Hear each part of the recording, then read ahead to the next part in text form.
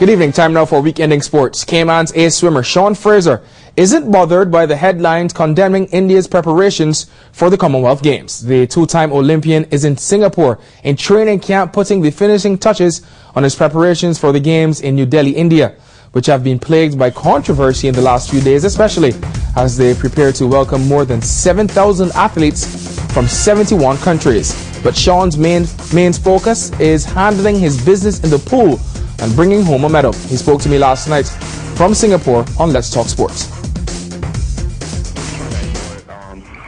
Because we have a feeling that the meet's going to go on as scheduled, and you know, if there's water in the pool, we're going to be there to swim, whatever the conditions. Still got a couple of weeks away, so just focusing on sharpening out the details and getting ready to compete at my best. President of the Cayman Islands Olympic Committee, Donald McLean, is also keeping close tabs on the developments in India, and he hopes Cayman's quarters in the village are prepared for their arrival next week. So the Commonwealth Games topped headlines all week long, and Cayman's boxers dominate regional opposition, and the national football team prepares for Jamaican side Humble Lions this weekend. Let's recap this week's top stories in sports as you missed it. Let's start our recap of this week's sports headlines in the squared circle. Cayman's amateur boxers win 6 of the 8 bouts against tough Bahamian and Jamaican opposition last Saturday. In front of a supportive crowd at the Cayman Ebanks boxing gym, the young fighters match up well against some of the Caribbean's premier amateurs. Olympic prospect Digicel Ebanks closed the show in style with a stunning knockout of Levi Missick.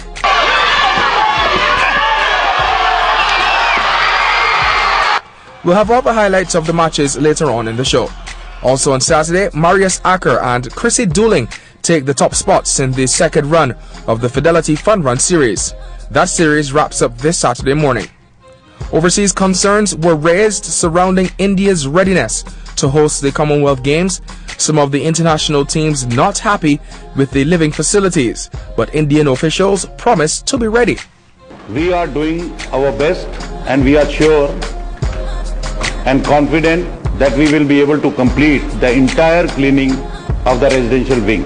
On the rugby pitch, the juniors hold firm in the local TENS tournament. The men's national football team gets prepared for Jamaican Premier League side Humble Lions this weekend. We're using it to prove people wrong pretty much, because everyone is putting it against us, so that's what we're looking forward to do, to go out there and perform and show everyone that we can do it. Our key word in preparation is responsibility. And we all have responsibility. Managers have their own responsibility, coaches, the players. And I believe that is what the players have to do for us this weekend. That's one of their responsibilities, convince this public that they need to come on board with them. We definitely will have the full strength team playing both games. You know, these are 2 games that we are fortunate to have had just before we leave off for the tournament. So we definitely will use it as part of our preparation. Cayman is nearing the end of their preparations for the Digicel Caribbean Cup. That's it for sports this week. So go out and support the footballers this weekend as well. Here's a look at some of the sports events on this weekend, starting tomorrow morning with the final race in the Fidelity Fun Run series on Walkers Road, starting at 7:30 by John Gray High. The Run Walk for Children's Cancer, put on by the Royal Bank of Canada, is also on tomorrow morning, starting outside the Royal Bank main office downtown. The Special Olympics Healthy Athletes Day with health screenings and Eunice Kennedy Shriver's Day. Also tomorrow at the Lighthouse School from 2 p.m. there will be bocce and football unified games with the Special Olympics athletes and other participants. Cayman's national footballers tackled the Humble Lions of Jamaica in the first of 2 friendly international matches at the Annex, and that kicks off at 7 p.m. And then again on Sunday for the second game, both at the Annex. Also on Sunday, the Watercraft Association National Championships, the Jet Skiers, and they will be wrapping up at the South Sound Dock as well.